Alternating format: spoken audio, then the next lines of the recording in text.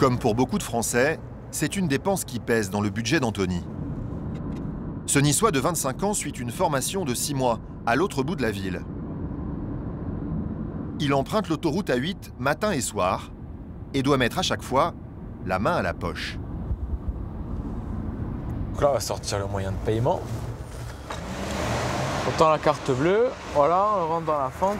Hop. Merci, bonne route, 1,50 €. Voilà.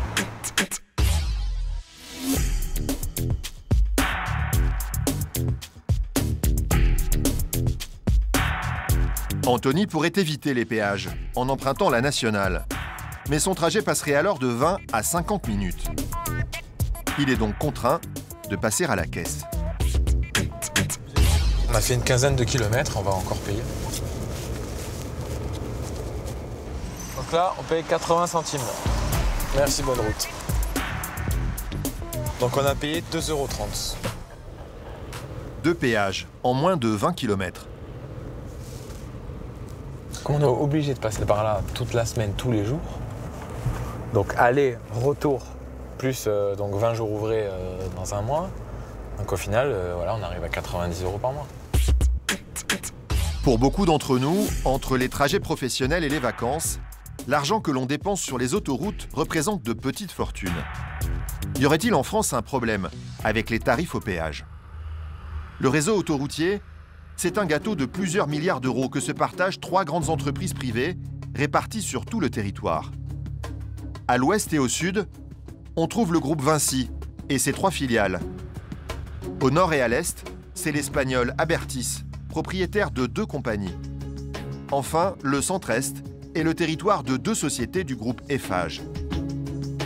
Le sujet fait fréquemment les gros titres de la presse. Les autoroutes sont accusées de faire des marges trop importantes, d'avoir constitué des rentes sur le dos des automobilistes. Depuis la privatisation, les tarifs des autoroutes françaises ont augmenté de plus de 15%. Alors sommes-nous condamnés à payer toujours plus cher? Les sociétés d'autoroutes n'ont qu'une seule rentrée d'argent, les péages. À Saint-Arnoux en Yvelines, sur l'autoroute A10, c'est la fin des vacances de la Toussaint. Près de 6000 véhicules défilent toutes les heures et chaque automobiliste doit passer à la caisse. Espèces, carte bancaire ou télépéage, ici on accepte tous les moyens de paiement. À l'intérieur, c'est Nicolas Durvaux de la société Cofiroute du groupe Vinci qui relève les compteurs. Il a en charge l'un des plus gros péages de France, dont le chiffre d'affaires est confidentiel. Vinci Autoroute, bonjour. Ça rapporte beaucoup une journée comme ça? C'est un chiffre que je ne vous donnerai pas parce que pour des raisons de sécurité, voilà, je ne vous répondrai pas. Un péage comme ça, oui. C'est la poule aux œufs d'or. C'est des rentrées régulières? Non madame, il n'y a plus personne. C'est la contrepartie d'un vrai service, 24 heures sur 24, 365 jours par an. Sur l'ensemble des péages français, les sociétés d'autoroutes engrangent 8,5 milliards d'euros par an. Mais en face de ces recettes, elles ont évidemment des dépenses. À commencer par tout le personnel qui travaille au péage, bien visible des automobilistes. Merci beaucoup, bonne journée. Mais il y a aussi tous les employés qui opèrent en coulisses. À l'autre bout de la France, près d'Orange. L'un des nombreux postes de sécurité qui quadrillent le réseau. On vient de signaler aux agents un objet inconnu sur les voies. Pour l'identifier, ils vont se servir de l'une de leurs nombreuses caméras. Là, c'est des plaques de polystyrène, c'est pour ça que ça part en 1000 morceaux comme ça. C'est pas dangereux, mais bon, ça fait un obstacle et les gens pour l'éviter peuvent donner un coup de volant et on va essayer de l'enlever. On le voit traverser. Quelques minutes plus tard, un homme traverse les voies au péril de sa vie pour récupérer les plaques de polystyrène. C'est le patrouilleur, dépêché en urgence sur les lieux. Ce genre d'opération, c'est le quotidien de Gérald Loupis, notamment quand le Mistral souffle en rafale, comme ce matin. Cet ange gardien de l'autoroute sillonne en permanence un tronçon de 70 km. Nous, on est censé faire un passage toutes les 4 heures. C'est-à-dire sur tout le réseau, on est obligé de passer au moins une fois toutes les 4 heures. Ça, c'est la règle. Il peut être amené à baliser un accident ou des travaux. Mais ce matin, l'autoroute est parsemée d'objets en tout genre. Sur cette sortie de péage, il a repéré ces pièces métalliques tombées d'un camion. Un peu plus loin, c'est un morceau de bois qui traîne cette fois sur la bande d'arrêt d'urgence. Et parfois, le danger est encore plus présent. Comme lors de cette manœuvre périlleuse, une marche arrière sur la bande d'arrêt d'urgence avec des camions de 38 tonnes qui filent à tombeau ouvert. On s'est fait un peu raser les moustaches par un camion là, qui s'est déporté. L'année dernière, en France, les agents autoroutiers ont subi 105 accidents. Pour ces missions casse-cou, les patrouilleurs touchent en moyenne un salaire de 2200 € par mois, qui comprend une prime de circulation, en clair une prime de risque, de 150 €. C'est un métier dangereux? Un peu. Quand on traverse les voies, surtout quand il y a beaucoup de trafic, quoi, des fois c'est un peu périlleux. Donc il faut bien calculer son coût, hein, parce qu'on n'a pas deux essais. Mais bon, je suis dans l'ensemble, je suis pas un kamikaze, hein, je fais très attention. Les sociétés d'autoroutes engagent donc des frais pour assurer la sécurité du réseau et pour faire tourner les péages. Ça leur coûte 1,5 milliard d'euros par an. Mais ce n'est pas le plus gros poste de dépense.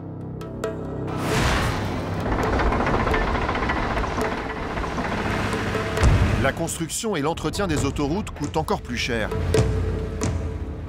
Près de Montpellier, la société ASF, autoroute du sud de la France appartenant au groupe Vinci, construit un tronçon de 25 km, une autoroute de contournement de la ville.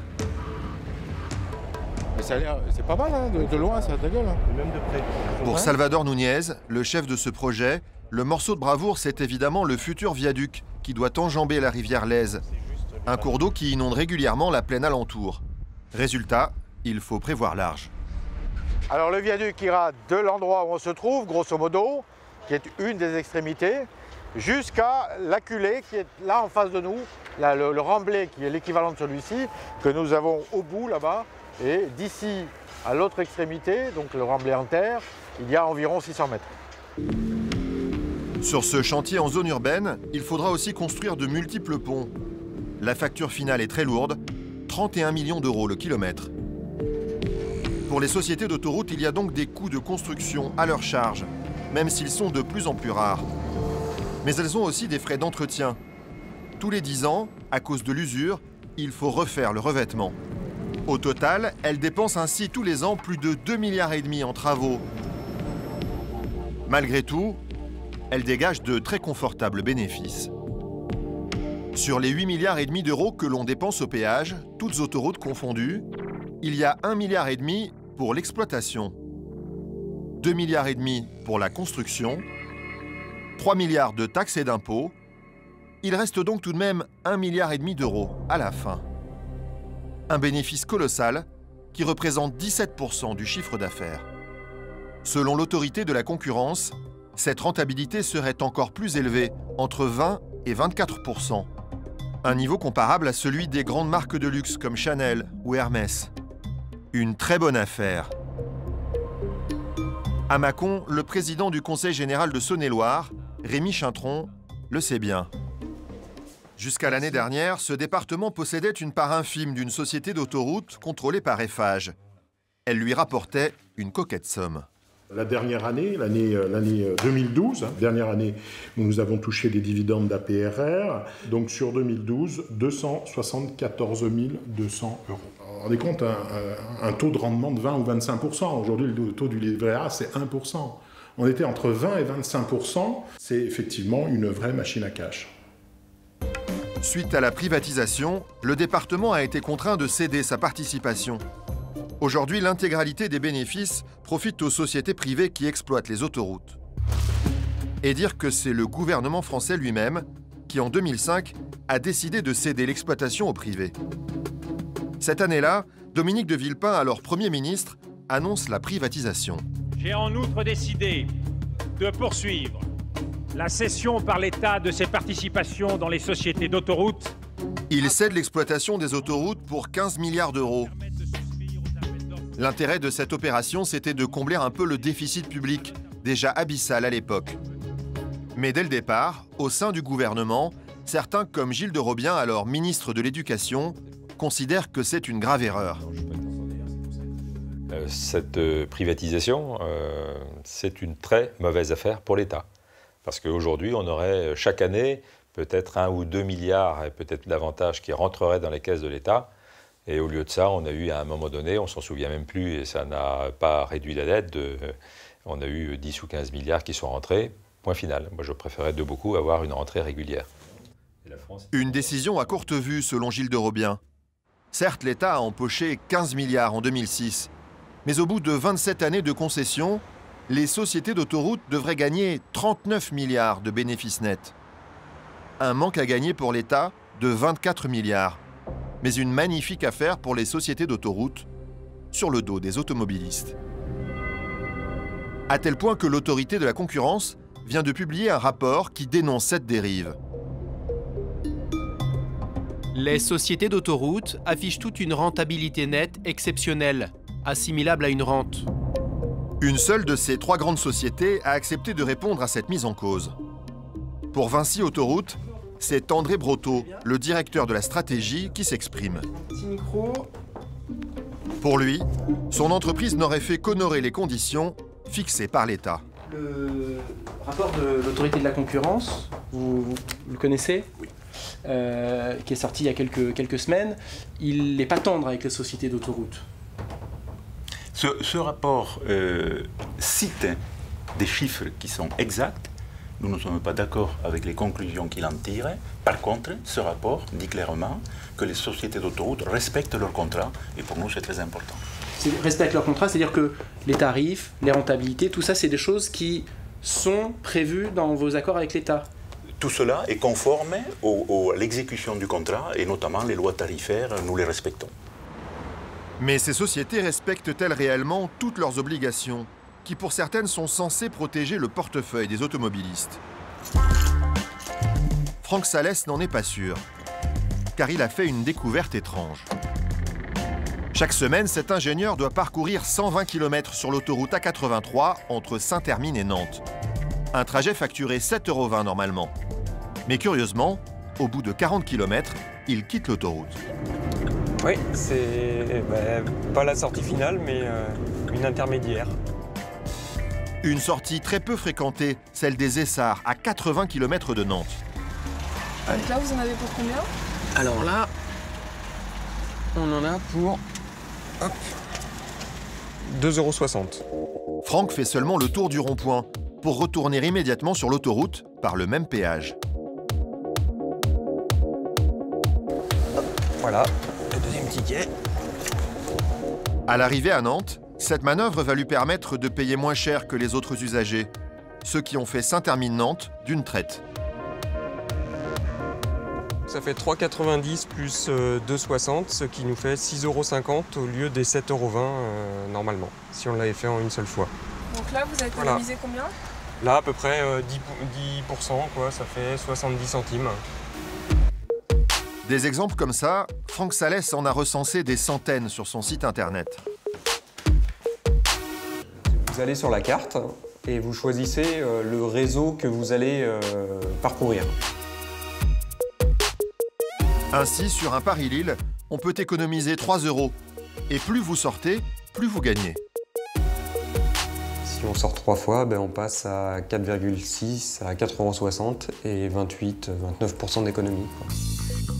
Une astuce toute simple, qui marche sur une bonne partie du réseau. Mais alors, d'où viennent ces mystérieuses variations de prix? En fait, à l'origine, il y a un habile tour de passe-passe des sociétés d'autoroutes. Pour ménager notre portefeuille, les augmentations de tarifs sont encadrées par l'État, autour de 1,5% maximum par an. Mais pendant plusieurs années, les autoroutiers ont un peu détourné cette règle. Sur les trajets les plus fréquentés, ils ont appliqué les plus fortes hausses, parfois au-delà de 2,5%. Sur les trajets les moins fréquentés, ils se contentaient d'une augmentation minime, 0,5%. Cela leur permettait d'afficher une augmentation moyenne conforme à leurs obligations. Mais la grande majorité d'entre nous a donc payé le prix fort. Même si cette pratique est interdite depuis 2 ans, les sociétés d'autoroutes n'ont pas compensé les différences de tarifs initiées il y a plusieurs années. C'est un peu comme si l'État n'arrivait pas à faire entendre sa voix alors qu'il est censé défendre l'intérêt général. Et c'est ce qui agace Michel Dubromel, un militant écologiste. Comme beaucoup d'entre nous, il a vu fleurir de nouveaux équipements sur l'autoroute. J'arrive au péage d'entrée sur l'autoroute A1 et là, je me dirige vers le télépéage à 30, c'est-à-dire que je vais passer le péage au ralenti. Avant, sur un télépéage classique, il fallait s'arrêter. À présent, on passe à 30 km/h. Alors, avant de venir passer ce péage, j'ai équipé la voiture avec un boîtier. J'ai eu un petit bip, la barrière s'est ouverte, c'est-à-dire qu'il y a eu échange direct avec le système de paiement automatique. Un gain de temps pour les automobilistes, mais aussi un gain de productivité pour les autoroutiers. Depuis la privatisation, l'automatisation leur a permis de réduire de 20% leurs effectifs. Donc c'est tout bénéfice pour elles. Et les autoroutes ont réussi en fait à le faire financer par l'État. En 2009, lors du Grenelle de l'environnement, Jean-Louis Borloo a prolongé les concessions des autoroutiers, ce qui leur permettra de gagner 2 milliards d'euros en plus. En échange, ils devaient consacrer 1 milliard d'euros à des investissements écologiques. La moitié de cette somme a bien servi à payer quelques tunnels pour animaux ou des bassins anti-pollution. Mais l'autre moitié a été investie dans ces télépéages, à l'intérêt écologique controversé. Il y a un vrai gain pour l'environnement avec ces travaux là? Ah oui, il va y avoir quelques économies de CO2, mais au niveau national c'est infime, ce qu'on va gagner comme CO2 par rapport à l'ensemble de la pollution. Les sociétés d'autoroutes font donc feu de tout bois pour augmenter leur rentabilité. Et rien n'est négligé. Surtout pas la lutte contre la fraude, qui leur fait perdre plusieurs dizaines de millions d'euros par an. Tout près de la cité médiévale de Carcassonne, les automobilistes n'ont pas encore réalisé à quoi servent toutes ces nouvelles caméras que l'on trouve au bout de chaque voie de péage. Seul Nicolas Schwab en connaît tous les secrets. Tout part de la voie de péage, où nous avons un concentré d'équipements, un concentré technologique, plusieurs caméras, plusieurs familles, plusieurs types de caméras qui nous permettent de voir de façon exhaustive tous les passages. Elles sont chargées de prendre sur le fait les automobilistes qui seraient tentés d'oublier de payer et sont pilotées depuis ce centre de contrôle. Les salariés qui travaillent ici préfèrent rester anonymes, car ce sont eux qui traquent les contrevenants sur leurs écrans. Et voici ce qu'ils observent tous les jours. Des barrières qui sont forcées, mais ne cassent pas lorsque l'on rentre dedans. Dans le jargon, on dit qu'elles se dégondent. Il arrive ici à une vitesse relativement élevée malgré tout, et hop, il pousse la barrière. Et elle se lève toute seule, c'est automatique. Elle se lève toute seule, en tous les cas elle se dégonde, elle se déverrouille, si vous voulez, toute seule, une fois qu'elle a eu un choc un peu fort en son sein. C'est bien sûr interdit, et il y a même une variante, le dégondage à la main. Mais il y a surtout le grand classique, le petit train derrière une voiture qui vient de payer. Vous voyez le deuxième véhicule derrière qui se positionne et qui attend le redémarrage du premier véhicule pour coller de façon très proche le premier véhicule. Et la barrière se rebaisse d'ailleurs en tapant l'arrière du véhicule. Vous ne le savez probablement pas, mais depuis l'année dernière, les sociétés d'autoroutes ont même des pouvoirs de police. Non seulement elles peuvent vous réclamer leur dû, mais aussi vous envoyer l'équivalent d'une contravention de 20 €. Un peu comme pour les excès de vitesse. Mais pourquoi la fraude s'est développée comme ça? C'est pas le signe aussi que les gens ont l'impression que les péages sont trop chers? Non, on ne peut pas mettre ça en relation. Preuve en est que dans les images que nous avons vues, nous sommes sur tous les types de véhicules, toutes les populations, sur des petits péages, des gros péages, des tarifs élevés, des tarifs extrêmement bas. Quelqu'un va pousser la barrière, la BMW, pour 30 centimes d'euros. Même si tous les Français ne sont pas des fraudeurs, il n'en reste pas moins que dans certains endroits, un vent de révolte souffle contre les autoroutes. Non à la concession autoroutière. En Eure-et-Loire, au sud de Chartres, des habitants se mobilisent contre le projet de transformation d'une nationale en autoroute. Ce matin, opération coup de poing sur les bords de la N154. Là, on le met devant le panneau. Les riverains installent une fausse caisse automatique de péage. Ça symbolise notre futur péage, puisqu'il est prévu un projet d'autoroute. Pour ces promoteurs, l'autoroute ferait baisser le nombre d'accidents et favoriserait le développement économique. Des arguments qui ne passent pas. Nous n'en voulons pas, parce que pour le déplacement domicile-travail, ça va être un budget insupportable pour les familles. Cette nationale a déjà fait l'objet d'aménagements. Quelques tronçons à 4 voies, payés par le contribuable et qui suffisent aux riverains.